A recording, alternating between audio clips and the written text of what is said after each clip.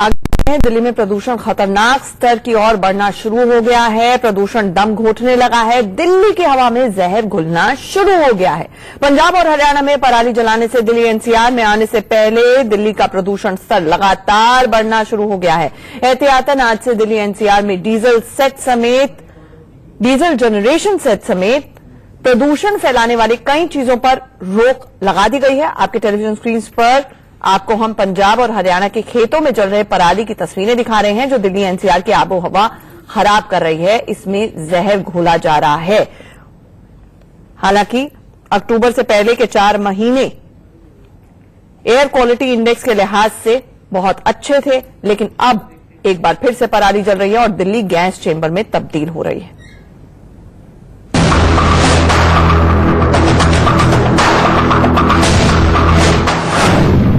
दिल्ली में प्रदूषण पर पाकिस्तान की साजिश।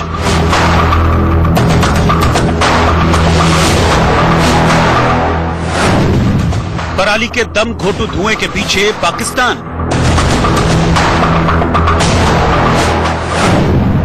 पाकिस्तान की पराली से दिल्ली धुआं धुआं।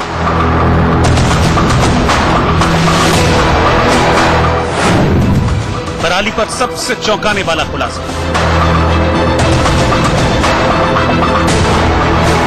दिल्ली में दिवाली से पहले ही हवा की क्वालिटी बेहद खराब हो चुकी है।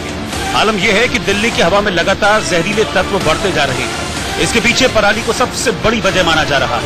लेकिन ये पराली सिर्फ पंजाब और हरियाणा से नहीं, बल्कि पाकिस्तान में भी जलाई जा रही है।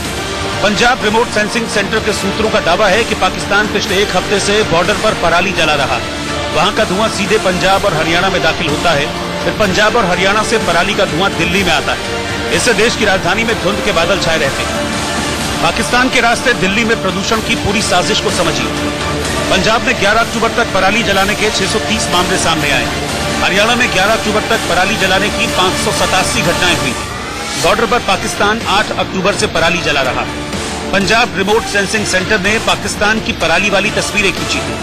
इंटरनेशनल बॉर्डर वाले इलाके में पाकिस्तान लगातार पराली जला रहा है। पाकिस्तान और पंजाब हरियाणा की पराली से दिल्ली में प्रदूषण बहुत बढ़ा है। दिल्ली में पिछले 24 घंटे में हवा की गुणवत्ता बहुत खराब हुई है। दिल्ली में 13 अक्टूबर को एयर क्वालिटी इंडेक्स 270 रहा। शनिवार की तुलना में एयर क्वालिटी इंडेक्स 48 पॉइंट ज्यादा था। 15 अक्टूबर तक एयर क्वालिटी इंडेक्स 20 से 30 पॉइंट बढ़ सकता है, यानी दिल्ली एनसीआर में प्रदूषण का स्तर 300 के आसपास जा सकता है। नोएडा, ग्रेटर नोएडा और गाजियाबाद में भी हवा बेहद जहरीली है। स्मॉग यानी धुएं की वजह से बाहर निकलते ही घुटन महसूस हो रही है। 13 अक्टूबर से धुंध और धुएं में तेजी से बढ़ोतरी दर्ज की गई है। एम्स के डॉक्टर्स ने दिल्ली में बढ़ते प्रदूषण को ब्रेन के लिए घातक बताया। पंजाब के तरनतारन और हरियाणा के करनाल में किसान लगातार पराली जला रहे हैं। प्रशासन ने अगर पराली जलाने की घटनाओं को नहीं रोका तो दिल्ली का दम घुटना तय है। इंडिया न्यूज के लिए दिल्ली से मनोहर केसरी के साथ ब्यूरो रिपोर्ट।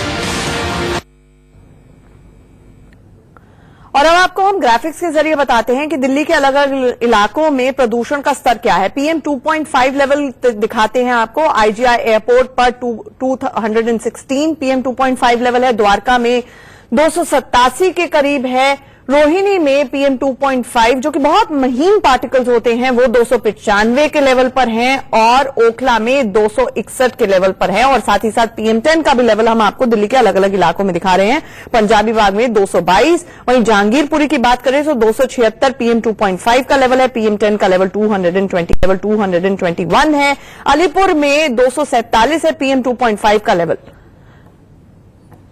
हमारे साथ हमारे सहयोगी आदित्य नायर जुड़ रहे हैं। आदित्य नायर, ये बहुत अच्छी बात लगती है अभी कि एकदम से ग्रेडेड रिस्पांस एक्शन प्लान जो है वो इन्फोर्स करने की कोशिशें हो रही हैं। क्या क्या कदम उठाए जाएंगे, लेकिन उससे भी बड़ा सवाल, इन कदमों को जमीन पर कैसे इन्फोर्स किया जाएगा, मॉनिटर किया जाएगा?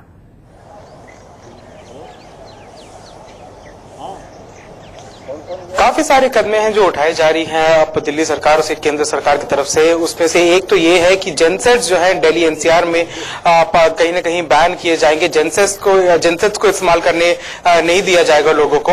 उसके अलावा ये भी है कि ऑड इवन जो प्लान है, जो आम आदमी पार्टी और अरविंद केजरीवाल का जो फ्लैगशिप प्लान कहा जा सकता है ऑड इवन का, वो दोबारा से लागू किया जाएगा। और इस बार सीएनजी व्हीकल्स को भी एग्जेम्प्ट नहीं किया जाएगा।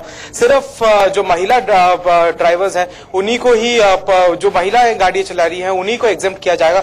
उसके अलावा ये भी बात चल रही है कि कहीं ना कहीं बाइकों को भी शायद इस ऑड इवन के प्लान में लाया जाए। तो जेनसेट रोकने की, जेनसेट्स को बैन किया जा रहा है, जेनसेट्स का इस्तेमाल बैन किया जा रहा है, ऑड इवन प्लान को लागू करने का, एक स्ट्रिक्ट तौर पे लागू करने का प्लान किया जा रहा है। तो इस तरीके से ग्रेडेड एक्शन प्लान कई सारे तरीके और कई सारे बड़ी बात यह है कि इस बार न सिर्फ दिल्ली बल्कि एनसीआर का पूरा इलाका, नोएडा, गाजियाबाद और साथ ही साथ फरीदाबाद जो हरियाणा के भी इलाके हैं, वहां पर जनरेटर सेट्स को बैन तो किया जा रहा है, लेकिन उसको कैसे इन्फोर्स किया जाएगा ये भी अभी सवाल बना हुआ है, क्योंकि बहुत से इलाकों में बिजली है ही नहीं, जनरेटर पर सब चलता है, मॉल से लेकर घरों तक। आगे